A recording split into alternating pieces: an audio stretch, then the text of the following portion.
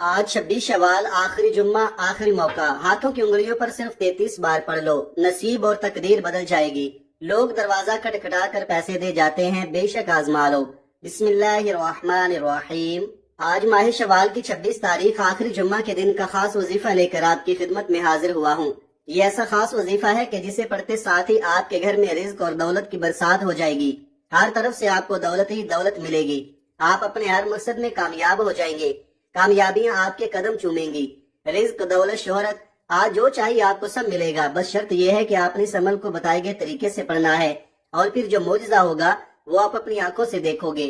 ये अमल बेहद आजमूदा अमल है। लाखों लोगों ने इस अमल से फायदा उठाया है। अगर आप भी अपनी जिंदगी में खुशियां चाहते हैं, सुकून चाहते हैं, आप चाहते हैं कि हम जिस तरफ कदम बढ़ाएं कामयाबी मुकद्दर हो जाए, रिज्क और दौलत की बारिश चाहते हैं, नया घर, दौलत, गाड़ी चाहते हैं, तो आज माह शवाल की 26 तारीख जुम्मा के दिन ये वजीफा पढ़ने की देर है। मेरा रब खाली झोलियों को भर देगा। आपके घर में गैब से इतना रिज्क आएगा कि आपको समझ ही नहीं आएगी कि ये रिज्क, ये दौलत, ये पैसा कहाँ कहाँ से आ रहा है। आप दौलत संभाल संभाल कर थक जाओगे, लेकिन आपसे संभाली नहीं जाएगी। ये अमल 100% काम करता है। अगर आपको यकीन आए तो आज ये खास वजीफा पढ़कर देख ले। इस अमल के मौजज़ात को खुली आंखों से देखोगे। शवाल का महीना बहुत ही बाबरकत महीना है, बड़ा अजमत वाला महीना है। जिस तरह हर महीने की अपनी कदर कीमत होती है, इसी तरह माह शवाल की भी अपनी कदर कीमत है। और इस बाबरकत महीने की 26 तारीख, आखिरी जुम्मा के दिन आपके हवाले एक ऐसा वजीफा करने जा रहा हूँ जिसे पढ़ते साथ ही आपके मुकद्दर का सितारा चमक उठेगा। आपके सोए हुए मुकद्दर चमक उठेंगे। अगर आप इस वजीफे को बताए गए तरीके से पढ़ लोगे तो फकीर से बादशाह बन जाओगे। यह गैबी मदद का एक ऐसा वजीफा है कि ये वजीफा आप घर बैठे भी पढ़ सकते हैं, आप मस्जिद में बैठकर भी पढ़ सकते हैं। आप अल्लाह को राजी करने के लिए इस खास वजीफे का सहारा ले सकते हैं। गैब से ऐसी मदद आपको मिलेगी, आप हैरान हो जाएंगे। शर्त यह है कि आपने इस अमल को पूरे दिल से कामिल यकीन के साथ पढ़ना है। आज माह शवाल की 26 तारीख है, जुम्मा का दिन है, और जुम्मा का दिन बहुत खास दिन है। याद रखिएगा, जब अल्लाह रब्बुल आलमीन की गैबी मदद आती है तो रब्बे करीम आपके दुश्मनों को भी वसीला बनाकर भेज देते हैं। बस अल्लाह से मांगने वाला हो, उसके खजानों में कभी कमी नहीं आती। ये जो मुश्किल वक्त है, हम जाली पीरों फकीरों के चक्करों में पड़ जाते हैं। बस इन जाली पीरों ने हमारी जिंदगी को तबाह और बर्बाद करके रखा है, हमारे ईमान को कमजोर कर दिया है, हमें राह रास्त से दूर कर दिया है। लेकिन मेरा मकसद सिर्फ इंसानियत की खिदमत करना है। अब तक वो अमल लेकर आया हूँ जिनकी बुनियाद है, जिनको पढ़ा जाता है, जो आजमूदा है। ये कोई बने बनाए वज़ाइफ नहीं है। ये सीने का राज आपके हवाले कर रहा हूँ। आजकल हर घर के मसाइल पैसों से शुरू होते हैं और पैसों पर ही खत्म हो जाते हैं। कोई कारोबारी वजह से परेशान है, कोई दुकान पर गाहक न आने की वजह से परेशान है, कोई घर में बेसुकूनी बेबरकती की वजह से परेशान है। आज वो वजीफा लेकर आया हूँ जो इन तमाम मसाइल का आखिरी हल साबित होगा। आप चाहे दुनिया जहान के किसी भी कोने से ताल्लुक रखते हो, आप इंडिया से हैं, पाकिस्तान से हैं, बांग्लादेश, जापान, मस्कत, दुनिया के किसी भी कोने से आपका ताल्लुक है, जब भी आपके मुल्क में माह शवाल की 26 तारीख जुम्मा का दिन आ जाए तो आपने ये वजीफा किसी सूरत नहीं छोड़ना। आज आपने ये वजीफा लाजमी पढ़ना है। आप चाहे सुबह नमाज फजर के बाद पढ़ ले, चाहे तो नमाज जोहर के बाद पढ़ ले, चाहे तो नमाज असर, मगरिब, इशा, किसी भी नमाज के बाद आप ये अमल, आप ये वजीफा पढ़ सकते हैं। न वक्त की कोई पाबंदी है, न जगह की कोई कैद है। आप दुकान पर हैं, दुकान पर पढ़ ले, दफ्तर, कारोबार, सफर में चलते फिरते पढ़ लो। लेकिन माह शवाल की 26 तारीख जुम्मा के दिन ये वजीफा किसी सूरत मत छोड़ना। वक्त की नजाकत को मद्देनजर रखते हुए आइए आज के उस अमल की तरफ चलते हैं। लेकिन इससे पहले आपसे गुजारिश है कि अगर आप इस चैनल पर अभी तक नए हैं और आपने इस चैनल को सब्सक्राइब नहीं किया तो नाजरीन आपसे गुजारिश है कि इस चैनल को अभी सब्सक्राइब कर ले, क्योंकि ऐसे बहुत से वज़ाइफ, ऐसे बहुत से अमाल आपके हवाले डेली की बुनियाद पर करता रहूंगा इंशाअल्लाह। अब अमल क्या है? आज माह शवाल की 26 तारीख, आखिरी जुम्मा का पूरा दिन, पूरी रात आपके पास मौजूद है। आपको जब जहाँ जैसे वक्त मिल जाए, बावजूद मसले पर बैठकर आपने सबसे पहले नबी करीम सल्लल्लाहु अलैहि वसल्लम की ज़ाते गिरामी पर 3 बार दरूद पाक पढ़ना है।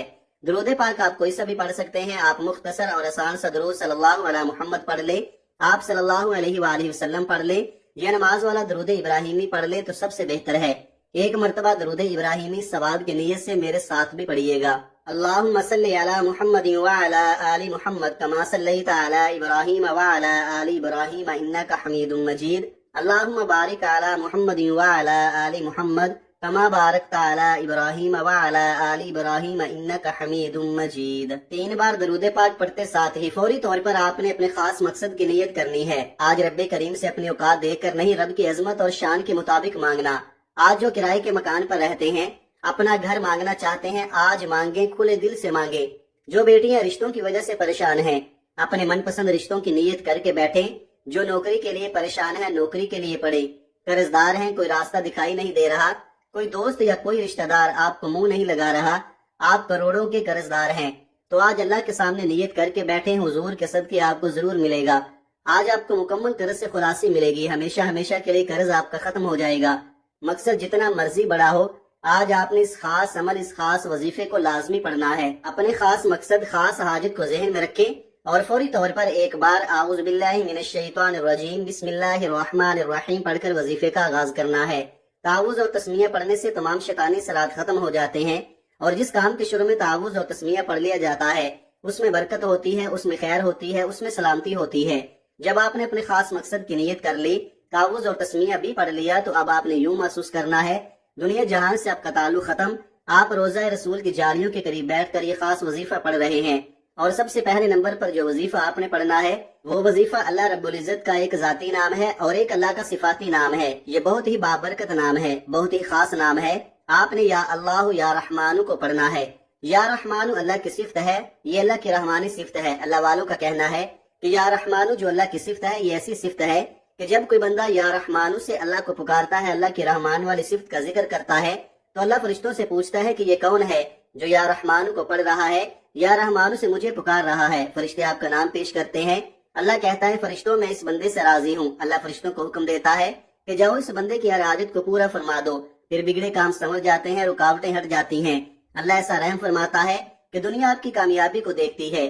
اگر آپ 26 شوال جمعہ کے دن اللہ کو راضی کرنا چاہتے ہیں، اللہ سے اپنی ہر حاجت کو پورا کروانا چاہتے ہیں، تو ان وظیفوں سے فائدہ اٹھاؤ، انشاءاللہ تمام دعائیں قبول ہوں گی۔